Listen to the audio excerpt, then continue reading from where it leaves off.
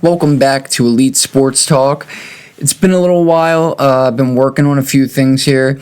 And always remember, when you're looking for Elite Sports Talk, you can see any articles that I've written on Substack. You can listen to all the episodes on Spotify and anywhere else where podcasts can be found. And when it comes to the video, you can either watch me live stream, which I should be doing right now on both Kick and Twitch. Still trying to figure out how to do it on TikTok. And also YouTube and Rumble. You can watch all the episodes there. But yeah, so even though, the main sports that I tend to follow here on Elite Sports Talk are not in play right now, with the NBA and the NHL both finishing up, obviously congratulations to both the Carolina Hurricanes and as well to the New York Knicks, who have not seen a championship banner fall for them in 53 years. So that was awesome to see. And sticking with basketball, actually, we're going to get right into NBA first.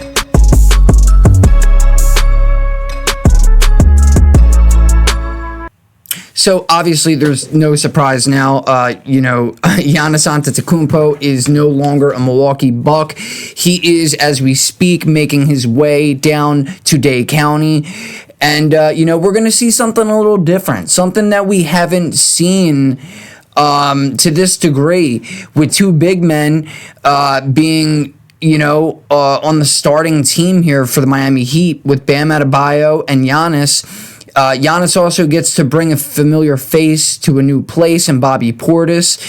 And, as of right now, the way that the depth chart, sits, it's not going to stay this way for obvious reasons. Davion Mitchell, Norman Powell, and Andrew Wiggins are also all there as of right now.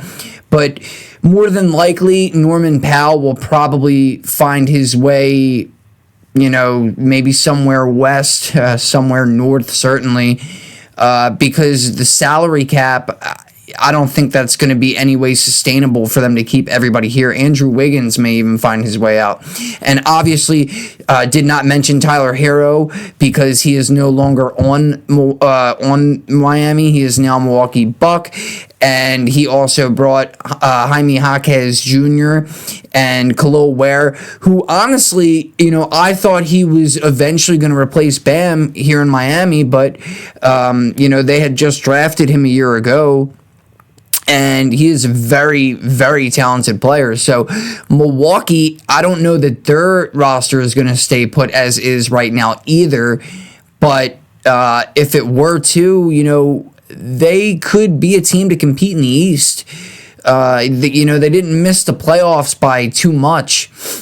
I believe that they were maybe 8 games back, 10 games back, something like that. So, I would say, it's probably not a great day in Milwaukee right now, but I think that we need to be optimistic in Milwaukee. The roster, like I said, is not going to be finalized as of right now. Same with Miami, but for both parties, I think they both have something to look up towards in the near future. More so Miami right away than Milwaukee. So another thing that I wanted to talk about was the Dallas Mavericks just got a brand new head coach in Dusty May. And if you don't really watch college basketball, but you just kind of, tune in a little to March Madness, that name may sound familiar to you. And it's because he just won a national championship with Michigan. So Dallas Maverick fans, I don't know how you feel about bringing on the winner of the national championship as your new head coach. Certainly, there's going to be a lot of a difference going from recruiting kids in college. And, with the transfer portal and everything that college has to offer, let alone the fact that you're playing about half of the amount of games in college that you would now be coaching for in the NBA. But right now, as their roster stands, with Dusty May being the new head coach, I mean, he goes from college kids, coaching college kids, to coaching arguably one of the greatest college kid that we've seen in recent memory in Cooper Flagg. So that's kind of what he traded in, college kids for greatest college kid. Kyrie Irving, when he gets back from injury, assuming that he will still be there for the start of the season. Derek Lively, Daniel Gafford, as of right now, Chris Middleton, although I believe he is a free agent. Klay Thompson. They have a decent amount of talent on this roster. Even when you go third on the depth chart here, you got guys like Marvin Bagley III, who's a pretty decent player. Caleb Martin, who I believe is the Martin that came from Miami. He's of a starting caliber. RJ Nembhard Jr., Najee Marshall. So again, they have a lot of talent. It's just whether or not in 1 year they'll be able to really elevate themselves, because this Western Conference is fully loaded, man. I mean, we just seen the Spurs in the championship round.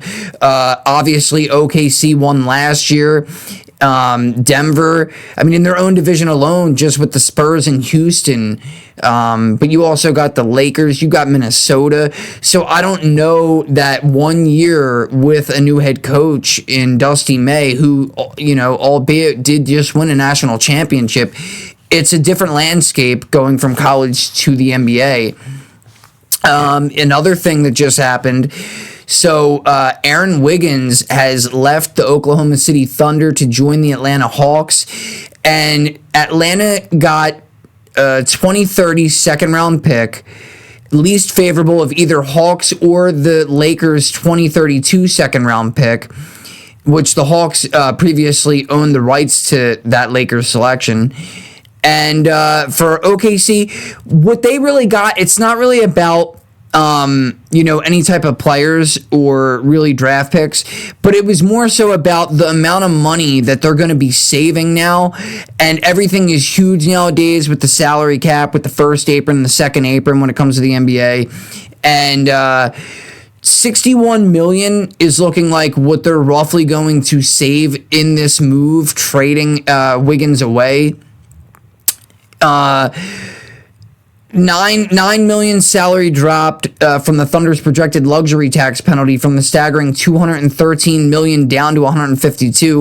A $9.2 million traded player exception that the Thunder generated, a trade exception matching Wiggins' income salary, which they can use to acquire another player down the line if they so choose. And the flexibility shedding Wiggins' cleared and open roster spot before the draft, which obviously we are now day 2 and the final day of the NBA draft. And when you look at the Hawks roster, so recently I was talking about Atlanta in the playoffs, and for the life of me, I couldn't think of their whole roster. But they have a lot of talent on this team, man. And the Hawks, like I said before, and if you watch the playoffs in the first round, they beat the Knicks in 2 games. They were the only team that beat the Knicks twice in the entire playoffs. And we've seen how great the Knicks were. So I believe that means really good things for Atlanta, which is also why they locked down their head coach for a couple more years. What a big deal. But when you look at the roster, they got CJ McCollum, who's still at this age, still a very effective point guard in the NBA. Nickeil Alexander-Walker, Jalen Johnson, who damn near averaged a triple-double last year, and really just was one of the biggest reasons that I feel that they were okay with moving on from players like Trae Young and Kristaps Porzingis. They have Onyeka Okongwu. They got Gabe Vincent, who I believe I don't know if he won, but I remember he was on the Miami Heat, I believe, when they went to the finals, when they lost to my Denver Nuggets. They also have Aaron Wiggins, Corey Kispert, who's been a very decent player. He, believe, was in Washington prior to Atlanta. Jonathan Kuminga, who looked very good, actually. He looked like a starting caliber forward. If Atlanta continues, I don't know if they're going to keep him or not or move on from him, but he did very well for them. And even at times, I remember seeing him do well with Golden State prior to everything that happened there. But yeah, they have, the first round draft pick that they got 3 years ago, I believe, and I'm gonna mispronounce his name, but Zachary Rosacher. So yeah, they have a lot of talent on this roster, and let's see what else we got here. So also another thing we're looking at is what I'm looking at mainly, the Denver Nuggets with their offseason. What they're going to do, they traded out of the first round yesterday. They actually gave their draft pick to the Spurs, and they got Reed Jr. out of, I want to say UConn. So now they have 2 second-round picks today, which is good. Hopefully they get a big man so that we can finally, close the gap on other teams when Jokic is off the court. We need a big man to give some hard-fought minutes here. I don't know if they want to continue with putting Aaron Gordon as the backup center, giving him more minutes, and with all the injury woes he's had in the last couple of seasons, that's kind of prevented Denver from going any further in the postseason. That's not really sustainable at this point. And, with the news about anyone and everyone on the Nuggets outside of Jokic could possibly be tradable. So we don't know if Aaron Gordon's even going to be there come next season. So they need to get a big man, and I think also bringing in another guard. I don't know if you guys seen it or not, and as of right now, it's just whispers, just chatter. The Nuggets would have to do a lot to try to get this, but apparently one of the top teams that are looking for Jaylen Brown is the Denver Nuggets.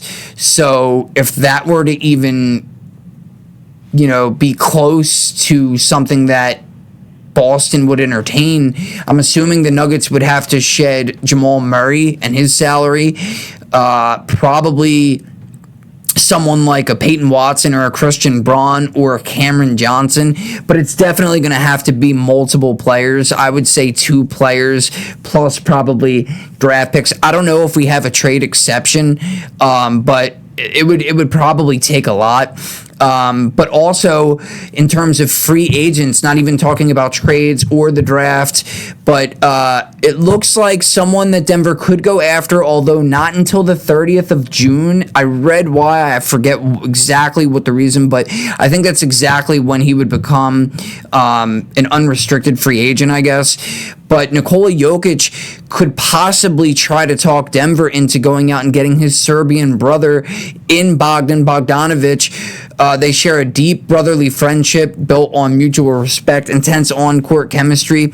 Like I said, they've been playing together for a very long time for Team Serbia. So if you watch the FIBA tournament, which will be coming up in the next month and a half or so, I don't believe the actual elimination round starts until like August at some point, mid to late August, I believe. But yeah, if you watch, that, like I said, they have a deep connection, a deep friendship and chemistry on the court, which would be huge. And that would also help. Bogdanovic, you could kind of put as a 2 or a 3, but if we get rid of Jamal Murray and we don't get somebody like a Jaylen Brown, I don't know that they would say, Bogdan, sign him and you want to play point. I don't know how that would work out, but I think he could if he needed to, because I believe that that's what he came in the league as, a point guard. But yeah, so let's see what else we got here. So this one is also really cool. So this is a crazy thing, man. So talking about the Nuggets, and like I said, they won the championship back in, 23. One of the players they had at that point in time was KCP, Kentavious Caldwell-Pope, and he just robbed the bank in Memphis. He robbed the Memphis Grizzlies. He opted in for a $21.6 million salary with his player option, and that's obviously a huge market mismatch because not only has he been riddled with injuries over the past couple of seasons here, last year he played 51 games and he averaged just 8.5 points, 2.5 rebounds, and just under 3 assists in about 21 minutes per game. He's 33 years old. opting in for him provides 100% guaranteed safety, regardless of all these injury woes and stuff. Kind of leaves Memphis on the hook so that maybe they may not be able to build more onto the roster that they probably, they want to get out of, I would say, NBA purgatory. They were 13th in the Western Conference last year.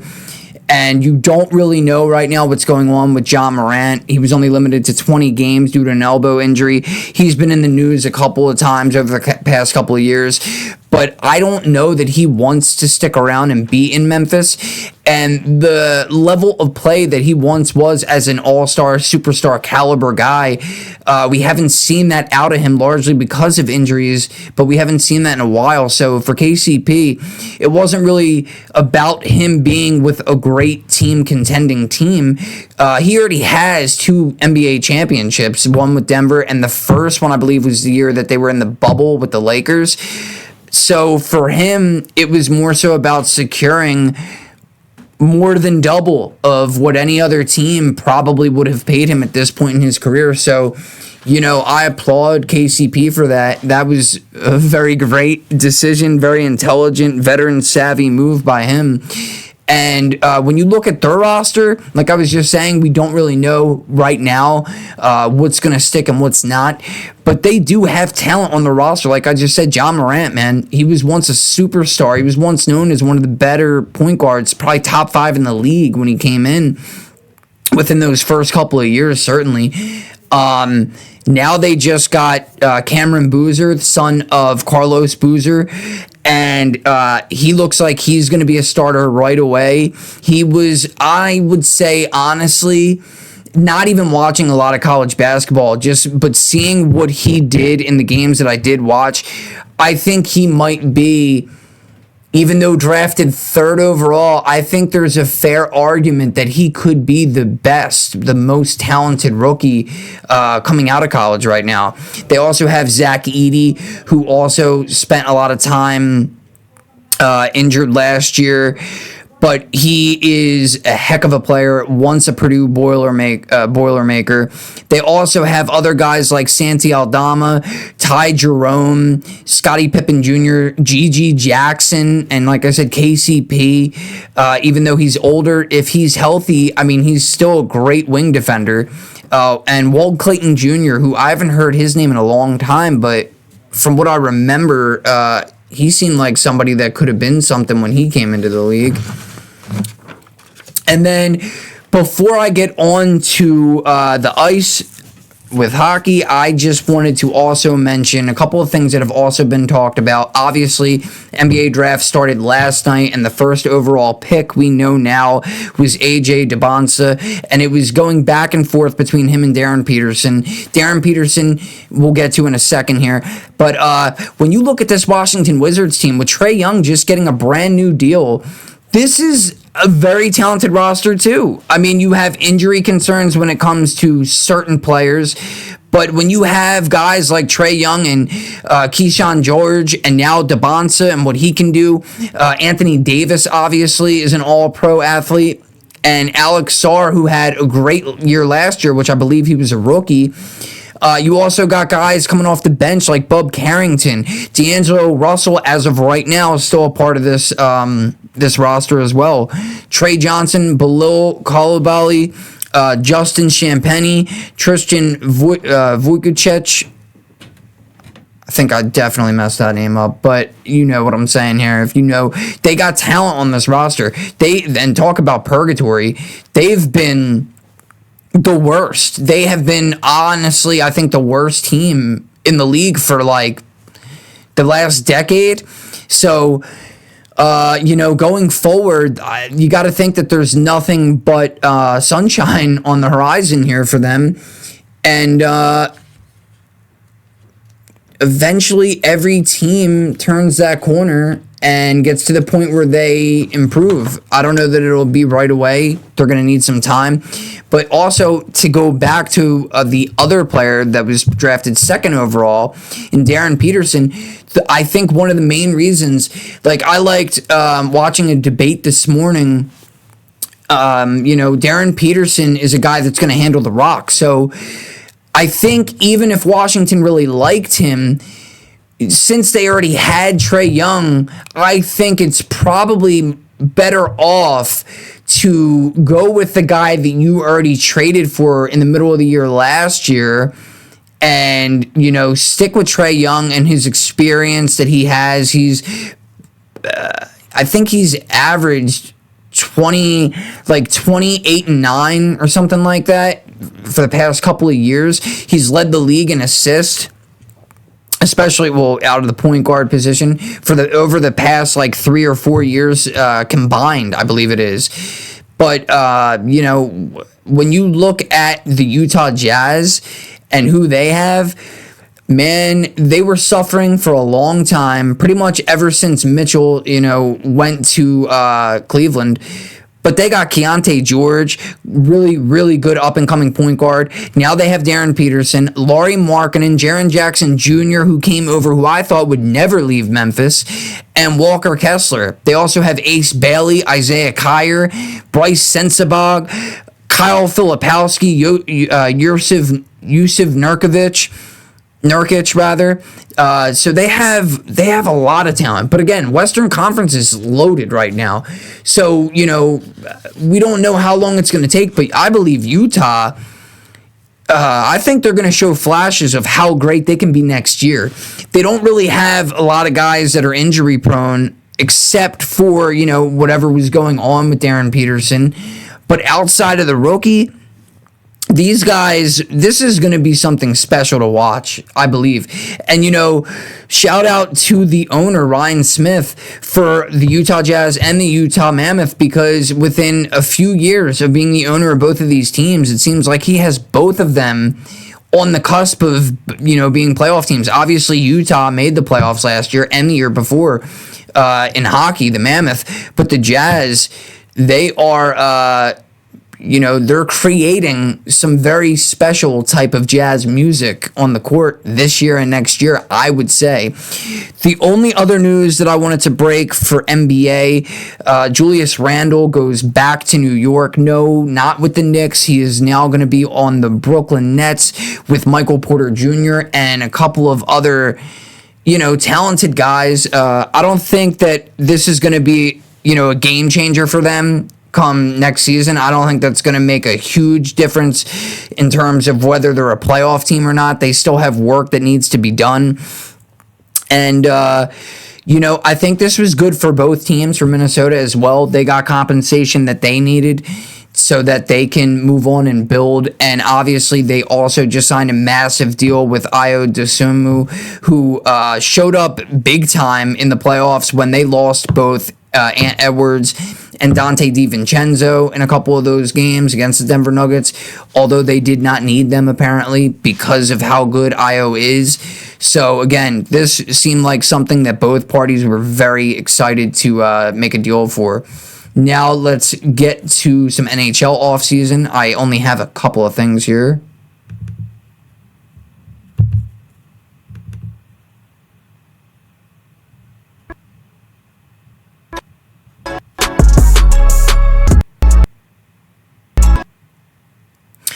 So, as you just seen, the Florida Panthers, man, they have one down year after going back-to-back Stanley Cup winners. They got one down year, and you're thinking, maybe they're going to kind of fizzle out a little here. And no, that is not at all what's going to happen.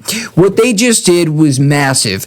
Okay, they just went and traded for Matthew Tkachuk's brother, Brady Tkachuk, took him out of Ottawa. And you look at this roster, and I mean, it's oozing talent everywhere. All these guys are.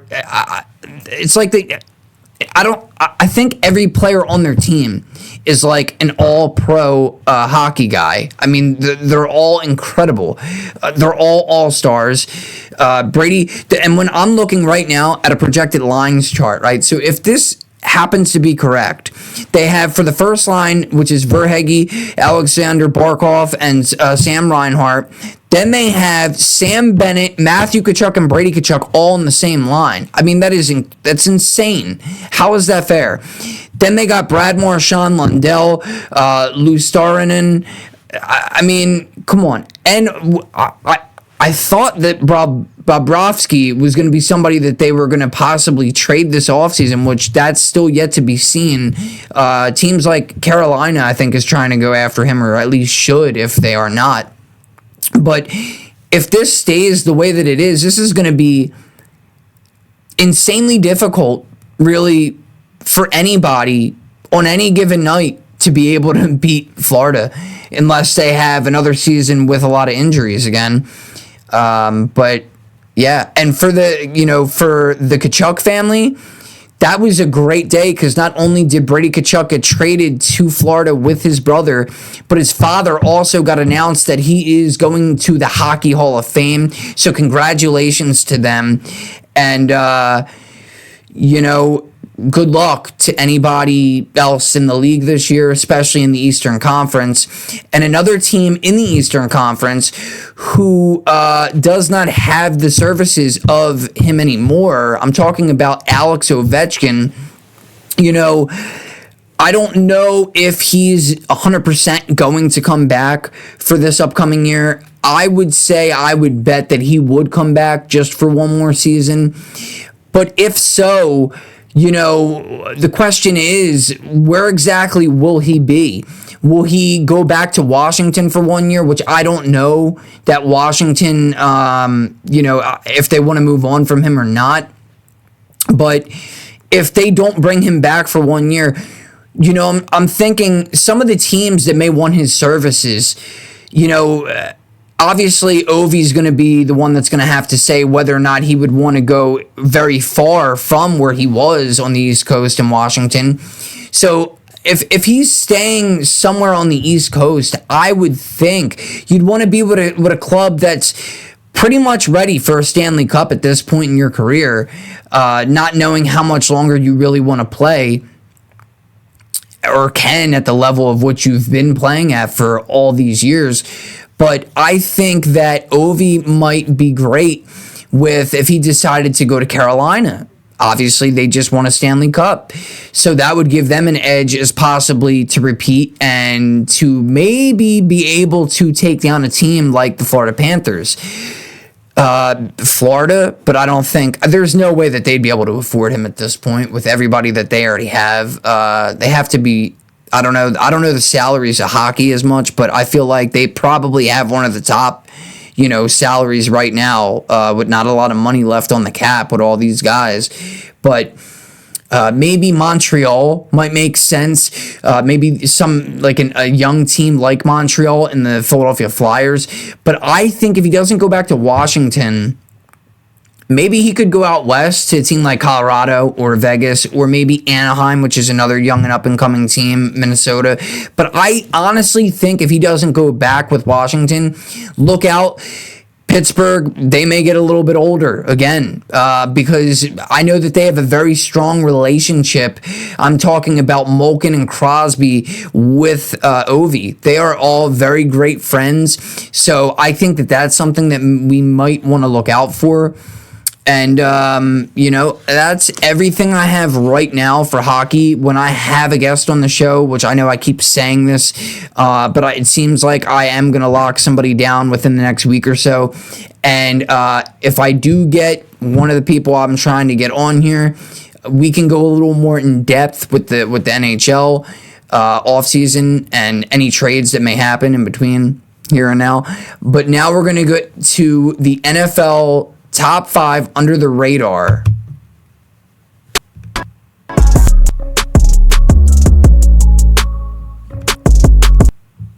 So now this is something that was crafted by me. Obviously, everything is me. I'm a one-man show.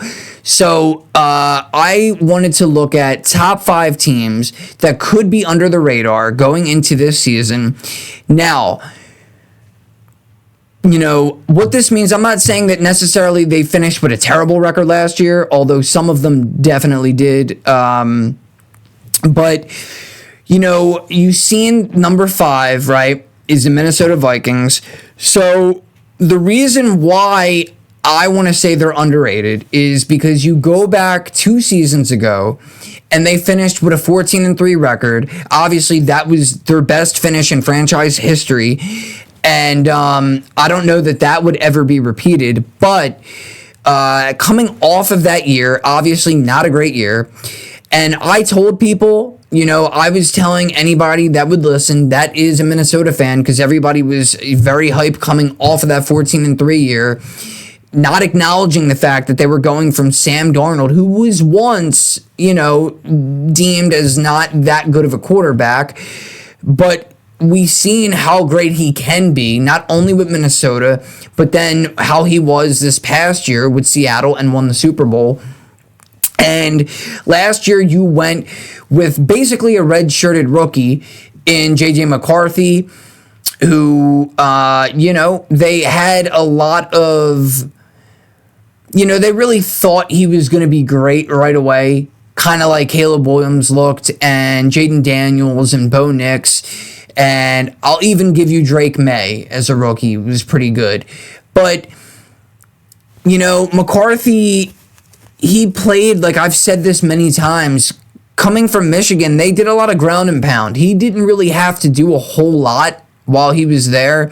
So to think that he was going to come out of the gate and be this amazing quarterback, I think that was just expecting a little bit too much. Now, I do think he is talented, and I think that he will grow into, I don't know that he'll be as good as the rest of that class that I mentioned in Drake May and Caleb Williams, Jaden Daniels, and Bo Nix. He may always be known as the worst of those guys, but I still believe that he will be pretty good, when he grows his NFL game and maturity, and, certainly with a guy like Justin Jefferson, I think that could happen. But going into this year, I think that they are looking like an underrated team because, JJ didn't play great, and now it doesn't even look like he'll be the starting quarterback. They went out and picked up 29-year-old Kyler Murray, which not a lot of people also have really loved Kyler Murray throughout the course of his tenure with the Arizona Cardinals. I have always found myself defending and advocating for him when he was with the Cardinals. But now I know that, it won't be as much of an issue because this roster that they have around him in Minnesota is oozing with talent.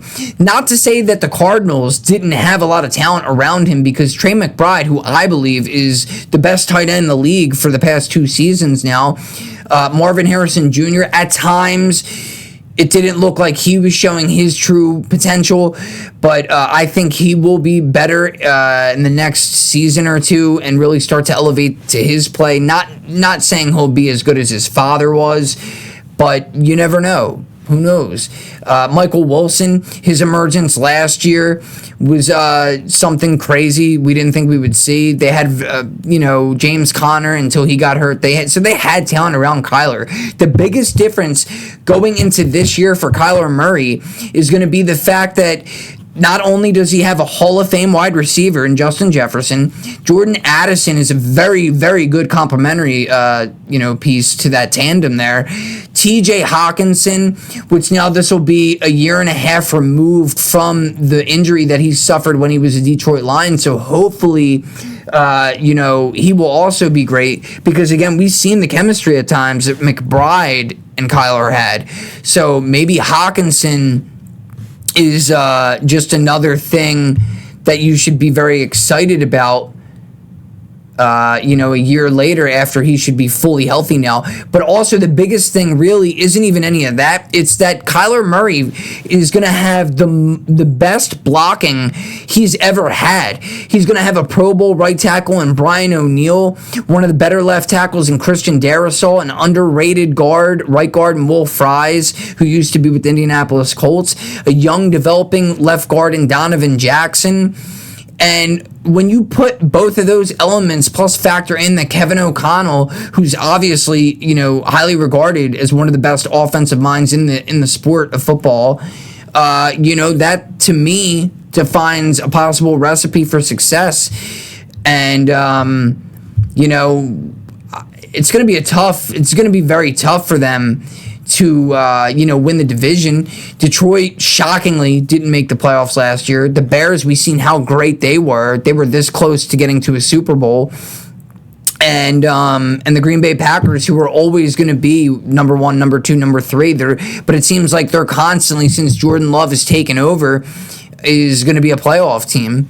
So again, it'll be tough. And I mean, eventually we're going to get to the point. We're going to get to the point with the new rules. And I keep saying the new rules because I've been watching the NFL my entire life, and most, up until 3 years ago, there was only 6 teams from each conference that made it in, 2 wild cards. Now there's 3, meaning that eventually a team could have 4 teams get in, a division could have 4 teams get into the playoffs. And, I don't know, maybe the NFC North is the cream of the crop when you think about the possibility of that potentially happening, certainly for this year. And when you look down their roster, I mean, they also added Juwan Jennings from San Fran, so now they have a 3-receiver system here, like a true, very good 3 receivers for Kyler, along with Aaron Jones, who's getting a little older. They have Jordan Mason, who's also shown some flashes. Those are his running backs. Like I mentioned already, they got Hawkinson, they got Josh Oliver at tight end. We talked about the offensive line. Defensively, they lost some guys over the past couple of years, but I have no fear when it comes to a Brian Flores defense that they will not be good. They always are one of the better, rush defenses. He really attacks the quarterback. They get a lot of sacks. They got Eric Wilson, linebacker. They got Ivan Pierce Jr., Blake Cashman, Andrew Van Ginkel, who was great last year, by the way, James Pierre, who came over from Pittsburgh, Joshua Metellus, who's one of the up-and-coming best safeties, he can play either safety position, nickelback, they could put him at linebacker, they could put him on the edge. He could do anything and everything. He's the most versatile player they have now. Obviously, they lost Harrison. Harrison retired, their old safety that was there for a very long time, a great safety. They have Isaiah Rodgers, who we've seen had a lot of turnovers last year, and I believe there was 2 defensive touchdowns in one game last year from him. He came over from the Eagles last year. Then they have Byron Murphy Jr., their other corner, or rather I think they have him at nickelback at the moment. But, so, I mean, like I said, you got a lot to look at, Minnesota Vikings fans, and be a lot to be happy about going into this upcoming season. So that's why I have them at number 5, because really I believe they're the best of these 5 teams that I'm going to talk about. Brings me now to number 4.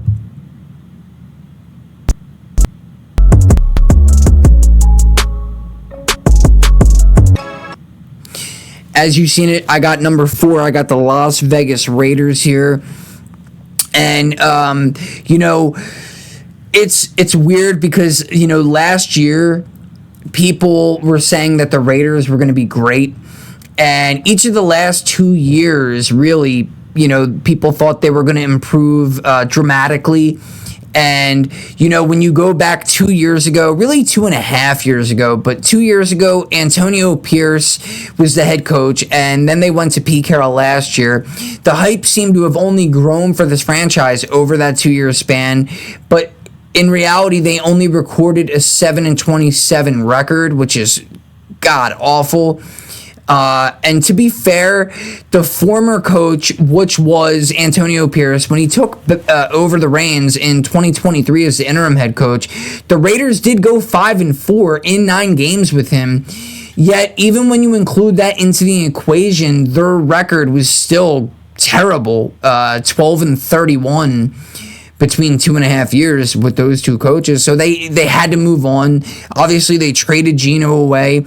They picked up Kirk Cousins. They went and they drafted, which everybody believes was the best quarterback last year, who won the national championship with the Indiana Hoosiers, in Fernando Mendoza. And now they, like I said, they moved on from their coaches. Now they have Clint Kubiak and he'll be their third coach in as many years. Clint has bounced around the league for the past 13 years, spending 2 separate stints with both the Minnesota Vikings in 2013-2014 and then in 2019-2021, and the Denver Broncos from 2016 to 2018 and then again in 2022. Along with San Francisco in 23, New Orleans in 24, and then coached the Seattle Seahawks, obviously, last year during their Super Bowl run. So this will be Clint's first ever head coaching gig. He was highly sought after, as a 3-time offensive coordinator, again, with the Vikings in 21 and the Saints in 24. And then, like I said, last year with the Seahawks. And like I said, they have some talent on this roster. They went out, they got Kirk Cousins, like I said before. They signed him to a 5-year, $172 million deal. Every time you turn around, Kirk Cousins is getting a huge deal, whether he's a starting quarterback or not. It's unreal. And it's very smart from Kirk Cousins. I'm assuming he's going to stick around way later in the league than he needs to, because even though he can't be a starter probably for a lot of teams anymore, he can at least be known as probably the best backup quarterback in the league for years to go into the future here. But this will give Mendoza time to develop behind a better than average quarterback. The strength of the Raiders offense, in my opinion, is really just going to be coming from 2 players, from Brock Bowers, who, like I just mentioned, from the number 5 team, when I was talking about the Cardinals, though, and I said that Trey McBride, I believe, has been the best tight end in the league the past 2 years. Well, Brock Bowers, I would put as a close second behind him. And we've seen the numbers that he put up in both of his first 2 years. I believe he broke a franchise record for the Raiders in his first year with the most receptions that a tight end or that any player, I think, has ever had for them. And then Ashton Genty, the running back, who last year did not get a whole lot of running room. This year, with the revamped offensive line, hopefully that will not be an issue, because I got to tell you something. I've been a Boise Broncos fan my whole life too, and I watched him play in Boise. And I'm not exaggerating when I say specifically his senior year, he was the best running back in the nation.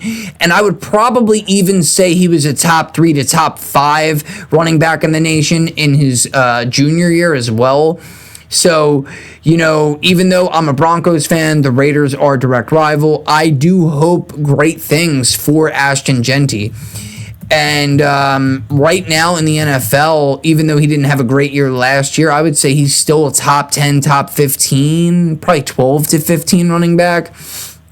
But lastly here, like I said, they brought in Clint. Their new offensive coordinator, Andrew Janocko. Defensive coordinator is Rob Leonard.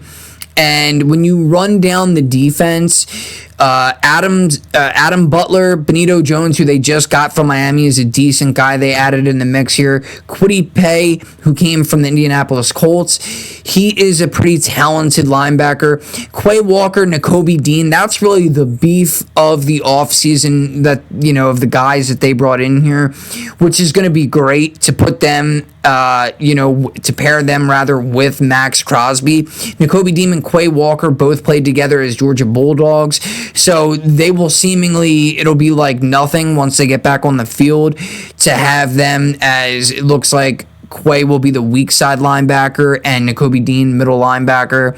They also have Malcolm Kuntz, Eric Stokes as one of their corners, Jeremy Chin, who I believe is a very underrated safety, Isaiah Palomao is also a very good safety, Darian Porter as their other corner, and they just got Taron Johnson from the Buffalo Bills to be their nickelback. When you look at the offense, though, to get back to the offense for a minute here before we go back to the defense, they don't really have a lot of talent out of the receiving core. Jack Beck and Dante Thornton Jr. Dante Thornton Jr. was actually thought to be the better of the two, although they ended up starting Jack Beck over Thornton. They were both rookies last year, and they left a lot to be desired here. But maybe with the offensive line being a little bit better now, maybe with them bringing in a veteran like Jalen Naylor, who I do not believe will be a starter unless it's out of the slot. At least that's how they have him right now on the depth chart. But Trey Tucker is kind of their number one guy. But Trey Tucker, in his own right, is a veteran as well. So maybe that will help these young up-and-comers with Thornton and Beck here. And then bringing in Linderbaum is really the most important part of their entire offseason and getting Max Crosby back. But Tyler Linderbaum coming over from Baltimore should definitely help this offensive line in pass blocking and run blocking. But back when we talk about the defense here, Vegas maximizing their defense, like I said, bringing in all these other linebackers to support him so that really Max can be kind of like a Micah Parsons at this point, where he can just nonstop be the Energizer Bunny that's just going to rush the quarterback. And that's exactly what you want, especially not only being in the AFC, but being in that exact division with quarterbacks like Bo Nix and, I was going to say Rivers, Bo Nix and, Mahomes out of Kansas City, and then the Chargers guy, which his name right now is out of my mind. I keep wanting to say Rivers here. But you guys get it. You know who I'm talking about. And I'm ashamed that I could not think of Justin Herbert's name until right this second. So now let's go ahead and get to the number 3 team on my list.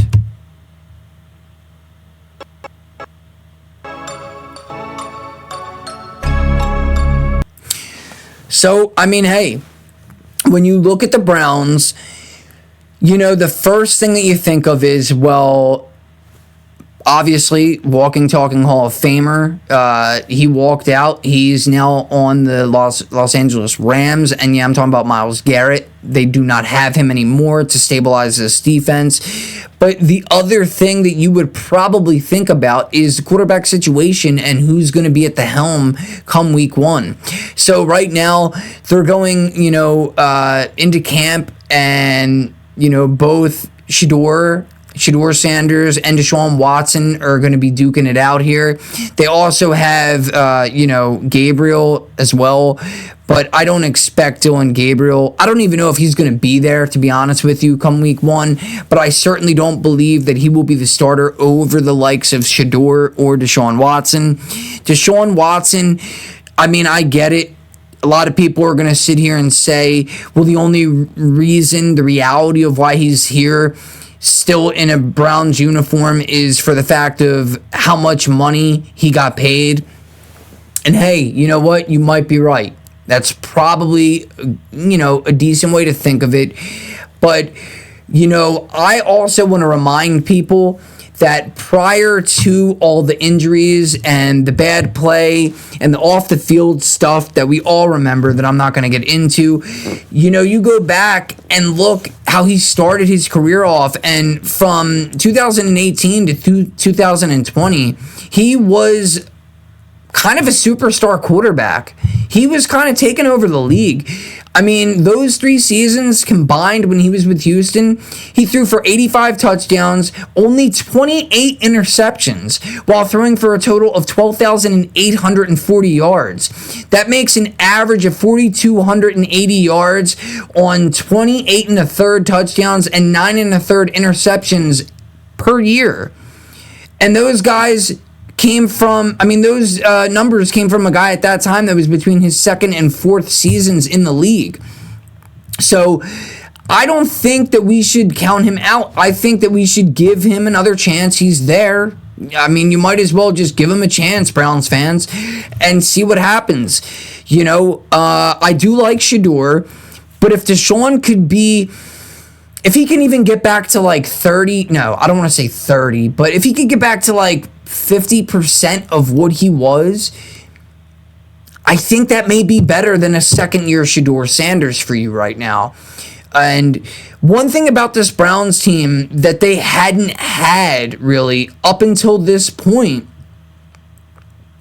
was great weapons out of the receiving room, and now Jerry Jeudy is going to be their vet. Hopefully he will get back to how he played 2 seasons ago, because he was great. He was good with the Broncos as well, but last year he kind of had back of a down year again. But again, I get it. 2 rookie quarterbacks, trying to get the chemistry, the timing, the rapport with a Jerry Jeudy. And he was kind of their only guy. They do have Cedric Tillman, who showed up in big ways at times last year. They brought in Tylan Wallace from Baltimore, who was a sound receiver for Lamar. He didn't really give them a ton of production, but when they called on him, he was ready to get the job done, get a first down, do whatever he had to do to help out. But they have another young guy in Isaiah Bond, who I thought was actually going to get a lot more reps than he did last season. And then they just drafted not 1 but 2 rookie receivers that were both at the top of the draft board. I'm talking about Denzel Boston and Casey Concepcion. And we know about Harold Fannin Jr., which is largely why they parted ways with David Njoku. Harold Fannin Jr. is a great tight end, had a very impressive rookie season last year. Same thing with both of their running backs, that 1-2 punch in Quinshon Judkins and Dylan Sampson, who were both rookies as well last year. This was one of the best rookie classes of any team in the league last year, from top to bottom, offense and defense for Cleveland. Then they brought in a very good fullback, Michael Burton, who's been around the league for a long time, once a Saint, recently a Denver Bronco. So that should also help out with the blocking, with them losing, not only another, quite frankly, Hall of Famer, 7-time Pro Bowl left guard Joel Bitonio, but to retirement, but they also have all 5 guys on their line are all new starters. Zion Johnson came from the Chargers. He's decent. Looks like he's going to be their left guard. Spencer Fano, another decent guy. Elton Jenkins, Tevin Jenkins, Titus Howard. I mean, they're all decent guys. How they'll gel together, that'll be the ultimate, determination really in how good Shedeur or Watson and this offense in general is going to look next year. And then when you look at their defense, another thing that I like, it's going to obviously be a different look now with Mike Rutenberg rather than Jim Schwartz, it's going to, I don't know, man. I think their offense will be good. Their defense may not be as good. Don't really have a lot of knowledge of a Rutenberg scheme on defense here and how successful he has been, or, if he's been a defense coordinator before, because not to my knowledge, I don't think he has been. He was probably more of like an assistant defense coordinator or an assistant with a position, like a positional coach. But they do have some guys on defense. They got Malik Collins, Mason Graham, obviously Jared Verse coming over, which is a bull rusher. He is an incredible guy, incredible player, just not really going to be able to fill the shoes of a Myles Garrett, certainly on his own. They also brought in Quincy Williams from the Jets. They also have their own homegrown rookie from last year who was huge for this defense, and Carson Schweschinger, Denzel Ward on the back end, Grant Delpit, Ronnie Hickman, who I believe was a free agent signing. So yeah, they have talent. It's just to think that this defense is going to be what they were for the past couple of years is very unrealistic. Losing a Hall of Famer and one of the better defense coordinators, really, of the past 2 decades in Jim Schwartz. So now I'm going to get to my number 2 team.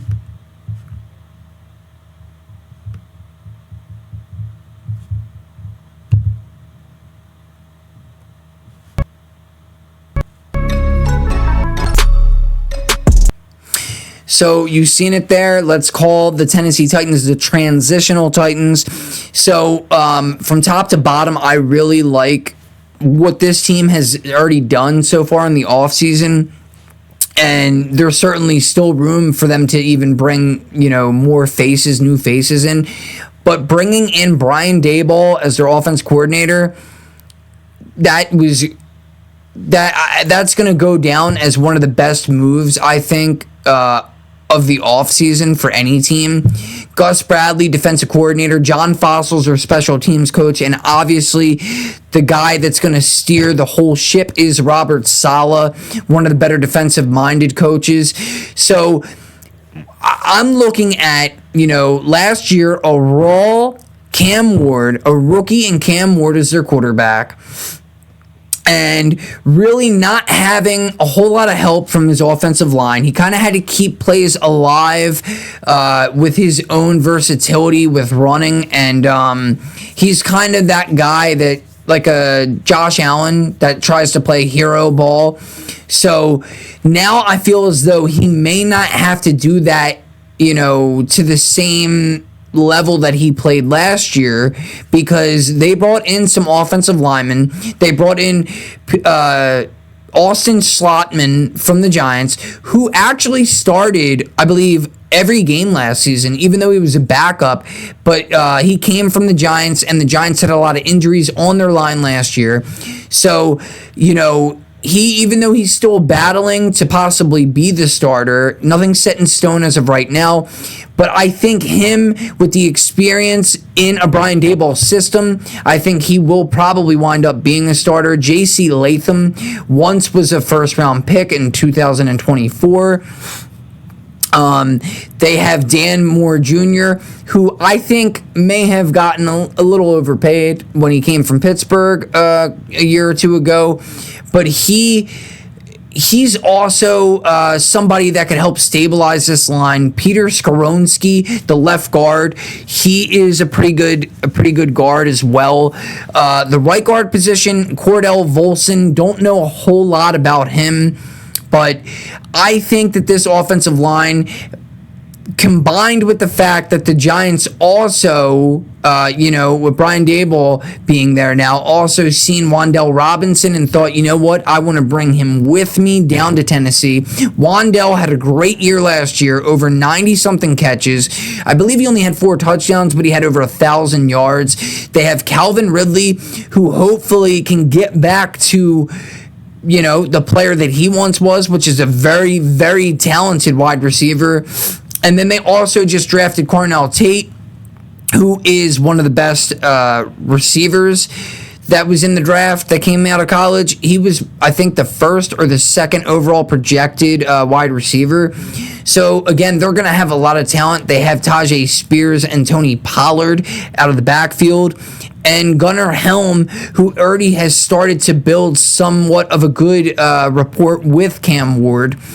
So, again, I really like the Titans this year, and that division, I feel like nothing ever stays the same. Houston the past couple of years has been very good, but even they have been up and down at times, and it looked like, they were going to wind up third in the division. It looked like Indy was going to run away with the AFC South last year up until Daniel Jones got hurt. So, now the Tennessee Titans, they're looking at a difficult division that they're going to have to navigate through. But, re-signing Jeffrey Simmons, the staple of this team, their captain, and really their everything on defense. They also brought in John Franklin Myers from the Denver Broncos to help out on the edge. They also brought in Jermaine Johnson, who I don't think has played up to how good he really can be when he was with the Jets, but I think that better days are on the horizon for him as well. Solomon Thomas, a savvy vet that came from the Dallas Cowboys. They also have Anthony Hill at middle linebacker, Cody Barton. They have guys like Alante Taylor at corner, Amani Hooker, Cordell Float, who also came over from the Giants, who didn't play a whole lot, but he is a decent talent, and I think that they can certainly build on that. They also have Tony Adams, who's a very good safety, as their backup to Amani Hooker. He came over from the Jets. I'm talking about Tony Adams.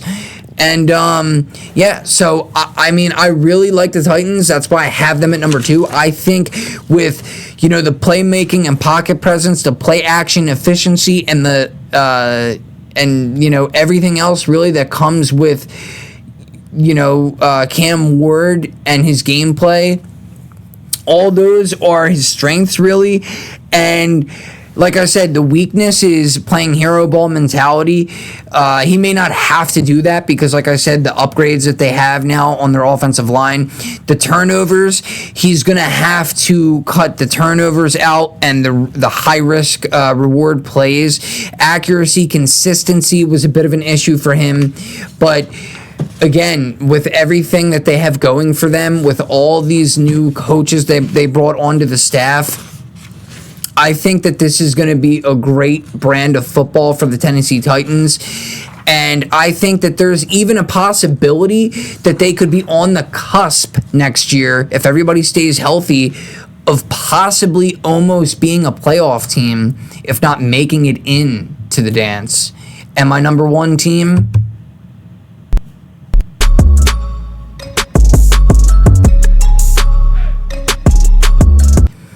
you seen it, the New Orleans Saints, and man, I gotta tell you, I am very excited to watch the New Orleans Saints this year.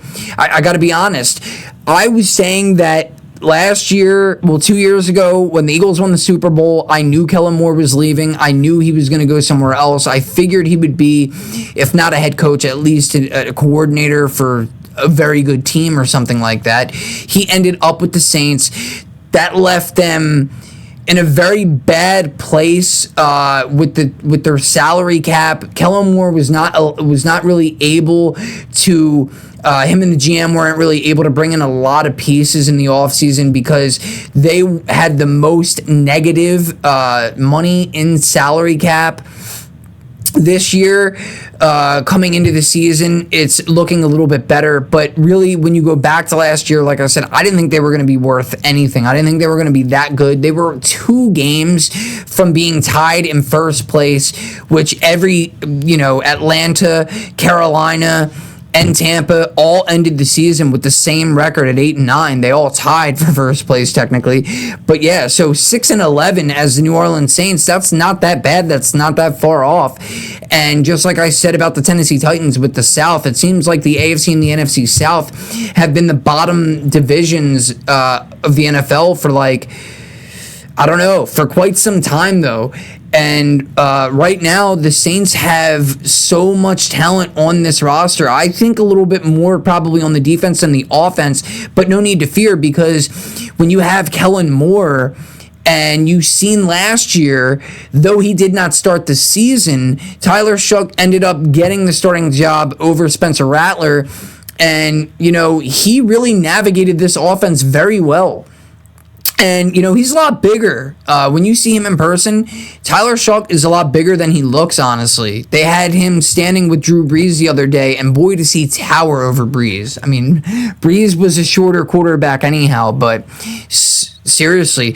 And this team, like I said, they also got one of the better wide receivers in the draft with Jordan Tyson. Chris Olave, we know how talented he is. The question remains, will he stay healthy? Will he not have to go through a concussion protocol? He's had several of those. And Devon Vele, who I think is also an underrated kind of a guy, who Denver Broncos drafted him a couple years back. They traded him to the Saints. And I think it was more so not that he wasn't good because, man, I compare him to like someone of the past with the Eagles of like a Jason Avant, who he may not be the most flashy type of a receiver or the fastest, but boy, when you throw him the ball, he is not going to drop a pass. And he proved a little bit of that last year to the New Orleans Saints. And the reason why the Broncos traded him, though, was because of his age. I felt like they could get more out of draft compensation because he came into the league and he was already 25 years old, I believe. So, really, for the Saints, you got 3 good receivers right there alone. You also have a pretty decent offensive line. You have, which I believe, this is going to be very fascinating. This is one of the reasons why I want to watch the Saints this year.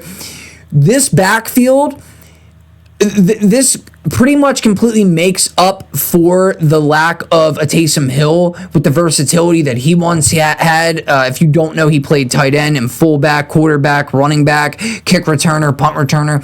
He did pretty much everything you could ask. They called him the Swiss Army knife of their team. He's no longer there. They released him.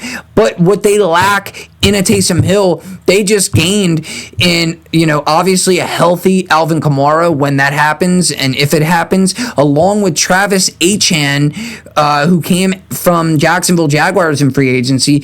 Both of these guys can play receiver or running back. So that's just one thing, if you're a Saints fan, to really look forward to this year.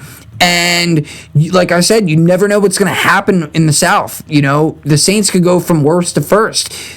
Carolina is going to have a very difficult schedule. They made the playoffs. They're a very good team. Don't get me wrong. Atlanta, I'll see it when I believe it. Obviously, we've seen that, their tight end just got a brand new deal, making him, completely resetting the tight end market. I think he's like the second highest paid tight end now in Kyle Pitts. And I really like Tua Tagovailoa. I think that would work out for him. But again, I'm just saying the Saints, man, and I think they beat all three of their rivals last year at least once. So, that's also something to keep in the back of our minds here. And their defense, they have Brandon Staley, who's been one of the better defensive coordinators for a while. It didn't work out for him so much when he was a head coach for the Chargers, but entering his second season as the Saints DC, he has some good pieces to build off of in this 3-4 scheme. Cameron Jordan remains with the club. He only needs 10 sacks to surpass the Hall of Fame Michael Strahan on the all-time sacks list, while needing only 9.5 to tie his record. Chase Young's still here. Davin Godchaux, Carl Granderson are all key players on the defense. The defense actually finished the season ranked 9th in net yards allowed per game, 4th in net passing yards allowed per game, 5th in forced fumbles, 6th in rushing yards allowed per play, just under 4 yards per carry, or per rush rather. And they also ranked 10th in red zone touchdown percentage allowed, 53.2%. They also, if you did not know, this is a pretty good stat for their defense. They did not allow a single 300-yard passer all season and ranked 3rd in the NFL in third down conversion rate, only allowing opposing teams to convert on 34.3% of their third downs. So, bottom line, the Saints team made strides in year one with their coaching staff, and I think that year two will prove to be a very fruitful one for them in the NFC South. So that's everything I got. I don't have time to do anything else really, so I'll leave you with, like I always say, Elite Sports Talk is trying to get better and better, man. And, I'm very happy to see anytime that anybody mentions it or comments or says anything about the show. Let me know if there's anything you want me to talk about. I'm going to continue on my path with NFL, NBA, and NHL. That's where I really know the most. And you could listen to any of the episodes wherever you can find podcasts, especially on Spotify. Like I said, when it comes to the video episodes, I'm going to have them uploaded either later tonight or tomorrow. You could see them on Rumble and YouTube. And then, like I said, look up my Substack. I'm going to have more articles coming out. I just put one up. I'm going to have some more stuff coming out. And that's pretty much it. Let's enjoy whatever sports we are watching right now. And let's go Team USA for the FIFA World Cup. And that's all I got. So I'll see you guys hopefully in a few days.